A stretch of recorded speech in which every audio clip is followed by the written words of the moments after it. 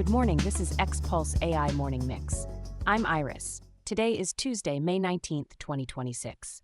We're covering a new privacy lawsuit around ChatGPT tracking, Anthropic buying a key SDK company, and what the latest model launches are doing to security concerns.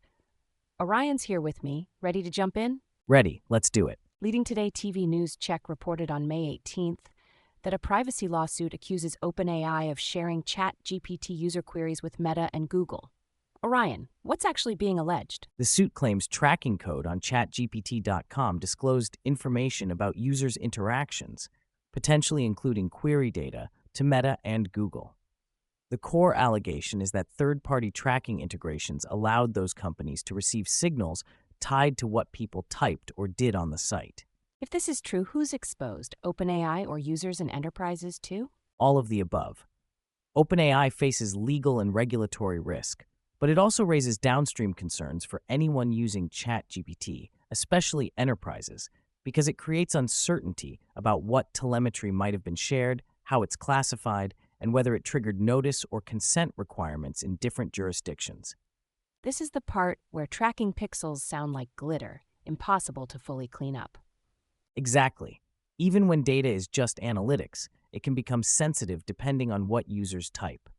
The bigger signal, AI interfaces are turning into primary work surfaces, and that puts a spotlight on web tracking practices that used to fly under the radar. Staying with the frontrunners, TechCrunch reported on May 18th that Anthropic acquired Stainless, the startup behind SDK tooling used by OpenAI, Google, and Cloudflare.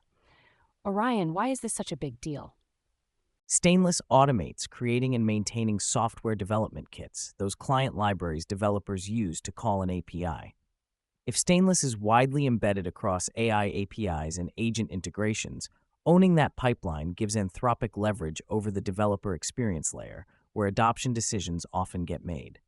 And the obvious question, what happens to Stainless customers who compete with Anthropic? Anthropic says customers will continue to own their SDKs, so the promise is continuity, not lock-in. But strategically, even neutral tooling influences defaults, update cadence, and how quickly new features get into developers' hands. So it's not just models, it's the plumbing that decides who gets used. Right, models win demos, tooling wins weekdays. Now to security. Business Insider reported on May 18th that launches like Anthropic's Mythos and OpenAI's GPT-5.5 are amplifying cybersecurity concerns, especially with AI-assisted coding. What's driving the spike in worry?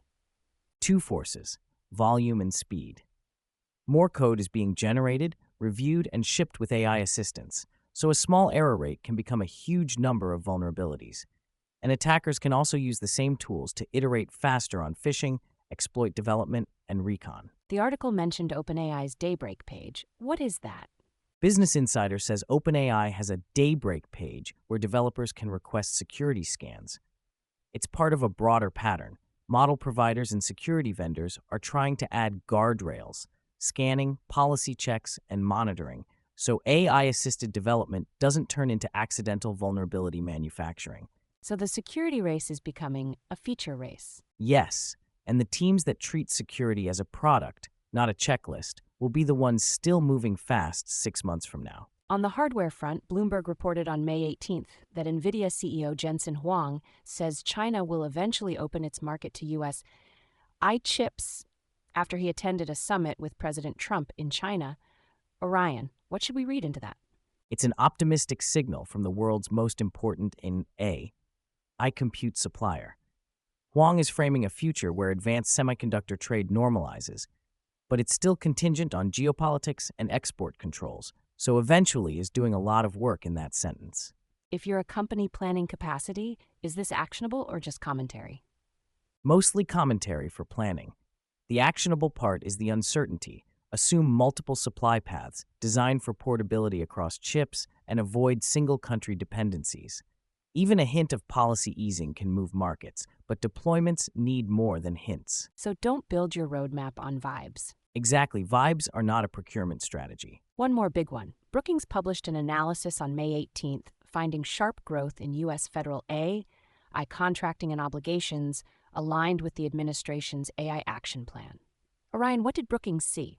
Brookings documents substantial year-over-year increases in federal AI contract activity. both funds obligated and potential awards. The gist is that government is rapidly expanding spend, not just running pilots, and it's becoming a larger, steadier market force for vendors building AI capabilities. Does this change how private companies should think about the AI ecosystem? Yes, when a buyer that large ramps up, it shapes standards, compliance expectations, and the talent market. It also pushes more tooling toward auditability, logging, evaluation, data governance, because government procurement tends to demand receipts, not promises. So the boring requirements become the competitive moat. Often, yes, the winners are the ones who can ship and prove it. Let's hit a few fast movers: funding, adoption in finance, a Google I/O preview, and a couple regulation updates. What stood out? VentureBurn says Multiverse raised $70 million at a $2.1 billion valuation to expand AI training across Europe. The information reports SiMa.ai is raising at a $1.4 billion valuation, betting on edge inference chips for devices like drones and cameras. Two quick clarifiers. What is Multiverse and why edge inference now? Multiverse sells workforce upskilling, structured training programs, increasingly centered on AI. Edge inference is hot because companies want lower latency, lower cloud cost, and more privacy by running models on device. It's also a way to avoid being totally dependent on data center GPU supply. And on real-world adoption, finance feels like it's going all in, but is it actually ready? PR Newswire shares a BRG report. Financial institutions are accelerating AI use, but governance and risk controls lag. Only about half say their policies are fully equipped. Newswire's Consero CFO survey says 42% now run AI broadly or embedded, up from 22% a year ago. Also, AdAge says advertisers using meta tools plus external agents are hitting reliability and measurement issues. Quick pulse check on policy and platforms. What should we watch today? The Next Web previewed Google I/O, running May 19th to 20th, with expected Gemini model updates and Gemini intelligence framed as an Android layer. The Center Square says Colorado's governor signed 2 business-backed bills altering state AI rules. The UK House of Commons Library published an updated AI regulation briefing. Rappler reports Philippine lawmakers advancing deepfake rules focused on consent and transparency. That's Xpulse AI Morning Mix from Xpulse for Tuesday, May 19th, 2026. If this helped, share it with a teammate who lives in tabs. See you next time.